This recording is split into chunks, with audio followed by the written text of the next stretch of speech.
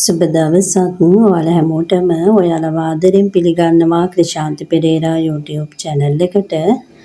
අද මම ඔයාලට කියන්න සූදානම් වෙන්නේ 2025 මැයි මාසේ 18 වෙනිදා සිදුවන රාහු කේතු මාරුව මිථුන ලග්න හිමි ඔයාලට බලපාන්නේ මොන විදිහටද කියලා. ඉතින් මේ වීඩියෝ එක අවසානයේ තෙක් මාත් එක්ක රැඳිලා ඉන්න. ඒ වගේම ඔයාලා තවම මාව subscribe කරලා නැත්නම් මාව subscribe කරන්න, like කරන්න, comment කරන්න, share කරන්න. ඒ හරහා වසර පුරාම සිදුවන ග්‍රහ මාරු වීම ඔයාලගේ ජීවිතවලට බලපාන්නේ මොන විදිහටද කියලා ඔයාලට දැනගන්නට අවස්ථාව ලැබෙනවා.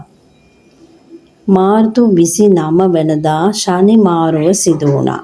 කුම්භ රාශියේ ගමන් කළ ශනි මීන රාශියට පිවිසුණා. මේ 14 ගුරු ග්‍රහයා මිථුන රාශියට පිවිසුණා. මේ ග්‍රහ මාරු අතර මේ 18 වෙනිදා සිදුවන රාහු කේතු මාරුව මිථුන ලග්න හිමි ඔබට සුවිශේෂී ග්‍රහ මාරුවක් වෙනවා. ඔබ බොහොම මානුෂීය ගති ගුණ වලින් සපිරි බුද්ධිමත් අයෙක්. ගෘහ ජීවිතය තුළ බොහොම ආදරණීය චරිතයක්. නමුත් පහුගිය කාල සීමාව තුළ යම් අවස්ථාවන් තිබුණා ඔබ දෙදෙනා අතර ගැටලු මතභේදකාරී තත්ත්වයන් ඇති වුණා. ඒ අවස්ථාවල ඔබ වෙනදා නැති තරමට ආවේගශීලී මොහොතවල්ද පසු කළා. ව්‍යාපාර ශේත්‍රයේ නියුතුව සිටි මිථුන ලග්න හිමි ඔබට බලාපොරොත්තු රහිත ලෙස ව්‍යාපාර කඩාවැටීම් සිදු වුණා. බැංකු වලින් පවා ඔබ ලබාගෙන තිබුණු ණය මුදල් නැවත පියවීමේදී ගැටලු මතුවුණා. ව්‍යාපාර නවතා දමන්නට තරම් හිතුණා. නමුත් ඔබ අසීරුවෙන් තමයි මේ තාක් දුරට ඔබේ ව්‍යාපාරය රැගෙන ආවේ. බලමු රාහු කේතු මොනවද ඔබේ ව්‍යාපාරවලට කරන්නේ කියලා. ඔබට හදිසි අනතුරු වලට ලක්වන්නට සිදු වුණා. දිවි බේරුනේ පෙර ආත්ම භාවයන්හි කළ කුසල් වල බලයටමයි. තිබූ තත්වයට වඩා දැන් ඔබට පුංචි හෝ සැනසෙල්ලක් දැනෙනවා ඇති. ඉතින් මේ ග්‍රහ මාරුත් එක්ක මේ සැනසීම දිගටම ඔබ එක්ක රැඳී සිටීද? ළඟම වාගේ ප්‍රබල ග්‍රහ මාරු කිහිපයක් සිදු වුණා. ඉදිරියට සිදුවීමටත් නියමිතයි. මේ 18 වෙනිදා රාත්‍රී 7:35ට ඔබගේ 10 වැන්නේ කර්මස්ථානයේ මීන රාශියේ ගමන් කරමින් සිටි රාහු කුම්භ රාශියට ඔබගේ 9 වැන්නට ගමන් කරනු ලබනවා. වසර 1මාරකට පසුවයි මෙය සිදුවන්නේ. රාහු සමග කේතුත් මාරුවනු ලබනවා. මෙම ඡායාග්‍රහයින් ගමන් කරන්නේ ඉදිරියට නොවේ. ඔවුන් ගමන් කරනු ලබන්නේ පසුපසට විරුද්ධ දිශාවට. කන්‍යා රාශියේ ඔබගේ ජන්ම කේන්ද්‍රයේ 4 වැන්නේ සිටි කේතු සිංහ රාශියට 3 වැන්නට ගමන් කරනු ලබනවා. යම් කෙනෙකුට රාහු මහදශාව ලැබූ විට වසර 18ක් එම දශාව බලපානු ලබනවා. අසුභවාදී ප්‍රතිඵල ඇතිවන බව තමයි ඉතින් කවුරුත් හිතන්නේ. මොකද රාහු කේතු කියන දෙන්නා ගැන කිසිම කෙනෙකුගේ හිතේ පැහැදීමක් ඇති වෙන්නේ නැහැ. මේ දෙන්නා පාපග්‍රහයින් හැටියට තමයි සැලකෙන්නේ. නමුත් ඒක එහෙමමද? මෙම රාහු සහ කේතු 2026 දෙසැම්බර් 5 වෙනිදා දක්වා සිංහ සහ කුම්භ රාශිවල ගෝචර වනවා. මූල ත්‍රිකෝණ බලයෙන් යුක්තව තමයි මෙම ග්‍රහයින් ගමන් කරනු ලබන්නේ. ඔබ අනියත බියක් ඇති කරගත යුතු නැහැ. කිසිසේත්ම අසුභවාදීව සිටිය යුතු නැහැ. ඔබට සුභ ඵල ඇති කිරීමට තමයි මෙවර නම් මෙම ග්‍රහයින් කටයුතු කරනු ලබන්නේ. සුභ ග්‍රහයන් සමග යෝග වනවා නම් එවැනි අවස්ථාවකදී සුභ ඵල තවත් වැඩි කරනු ලබනවා. ඔබගේ රැකියාවේ හෝ ව්‍යාපාරයේ තුල ගැටලු පැවතියා නම් එම ගැටලු निराකරණය වනවා. ආදායම් තත්වය වැඩි දියුණු කර ගැනීමට නව ව්‍යාපාර ආරම්භයට සුබදායකයි.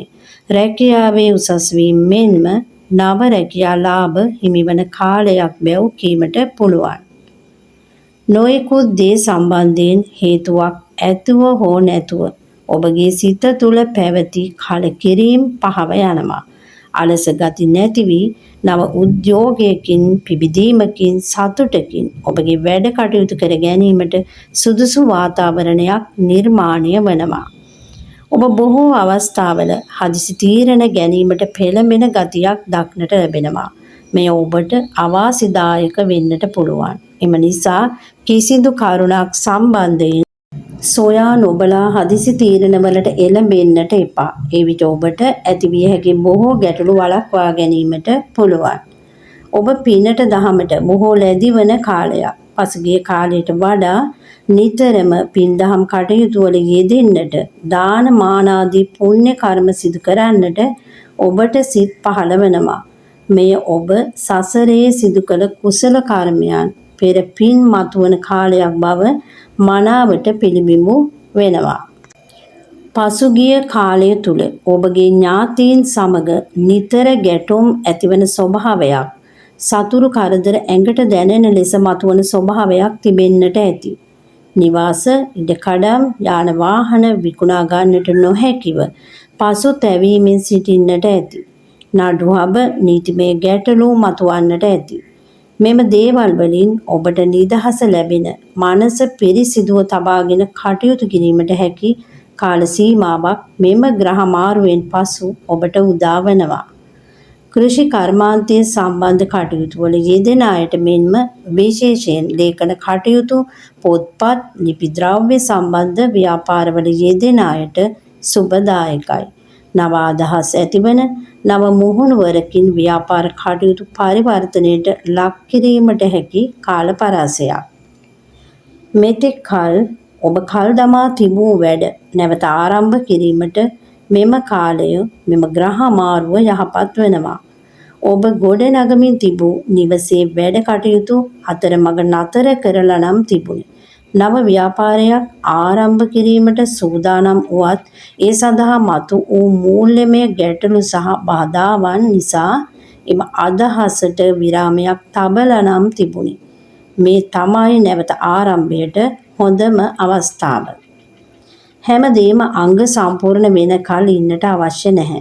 ඔබ සතුව තිබෙන අවම සම්පත් ප්‍රමාණයෙන් ආරම්භ කරන්න. සාර්ථකත්වයේ කරා යාමට ඔබට මාර්ගය විවෘත වෙනවා.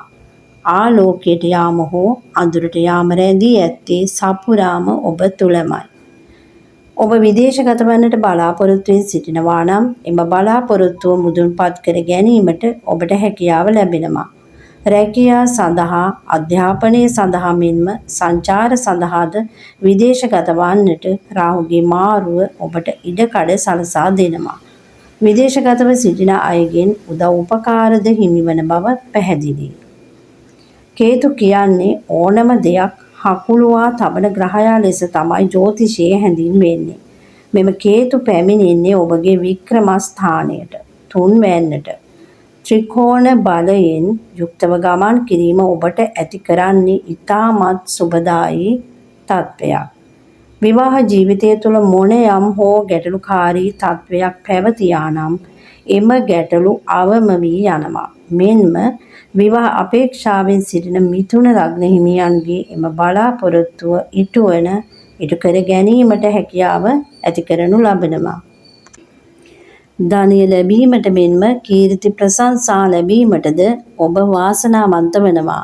හදිසි ධන ලාභ සහිතයි. ධනයෝග පවතින අයට ලොතරැයි ජයද හිමි වීමට වැඩි අවකාශයක් පවතිනවා. ඔබ අලුතින් පටන් ගන්නා ඕනෑම වැඩ කටයුත්තක් සාර්ථක කර ගන්නට ඔබට පුළුවන්. ඔබේ බලාපොරොත්තු ඉටුවන කාලයක්. අධ්‍යාපනය ලබන මිථුන ලග්න ඔබට යහපත් වෙනවා. පෙර පැවති උදාසීන ගති අවම වී උද්‍යෝගය උනන්දුව ඇති කරනු ලබනවා. තරග විභාග ජය ගැනීමට උසස් අධ්‍යාපනයට මෙන්ම විදේශගතව අධ්‍යාපනය ලබන අයටද යහපත්. ගුප්ත ශාස්ත්‍රීය කටයුතු හැදෑරීමට, පර්යේෂණ කටයුතු වලටද සුබයි. ඔබේ බලාපොරොත්තු ඉටුවනවා. ක්‍රමෙන් සතුට ඔබ කරා ළඟා වෙනවා. ඔබේ උත්සාහයන් මල්ඵල ගැන්වෙනවා. බුද්ධිය මෙහෙවා කටයුතු කිරීම තුළ ජීවිතයේ ජය ගන්නට ඔබට හැකිවනවා. ඉහත සඳහන් කළ කරුණු මිථුන ලග්න හිමි ඔබගේ පොදු පලාඵල තත්වයන් බව අවබෝධ කර ගැනීමට තරම් ඔබ බුද්ධිමත් විය යුතුයි. ඔබගේ ජන්ම කේන්ද්‍රයේ පවතින ග්‍රහ බල දුබලතා දශා අනුව මෙම තත්ත්වයන් අඩු වැඩි වීමට පුළුවන්. සමස්තයක් ලෙස මෙම ග්‍රහ මාරුව ඔබට සුබදායී වන බව පැහැදිලි. නිසියාකාරව දැනගෙන සැලසුම් සහගතව ඔබේ කටයුතු මෙහෙයවන්න. සියලු අභියෝග ජය ගැනීමට ජීවිතයේ ජයග්‍රහණය කරා ගෙන යාමට අවශ්‍ය ශක්තිය ධෛර්යය ඔබ සියලු දෙනාටම ලැබේවා. ඔයාලා හැමෝටම තෙරුවන් සරණයි. මම ජ්‍යොතිර්වේදිනී ක්‍රිෂාන්ති පෙරේරා.